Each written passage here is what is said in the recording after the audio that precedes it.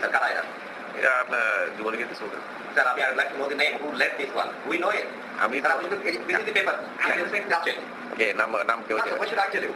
আপনি তো বলেন ইউ নো ইট আমি I can tell you one thing আমি জানি না এই পরিকল্পনা পরিকল্পনা বাদ দেন কারা এটাকে সংগঠিত করেছেন কিন্তু আপনি জানেন আপনার যুবলীগ অফিসে বলে প্রেসিডেন্ট সেক্রেটারি এবং এরাই এটা সংগঠিত হু আর দি প্রেসিডেন্ট আপনার এটা নানক আজম কিন্তু they are sitting in the Jubo League office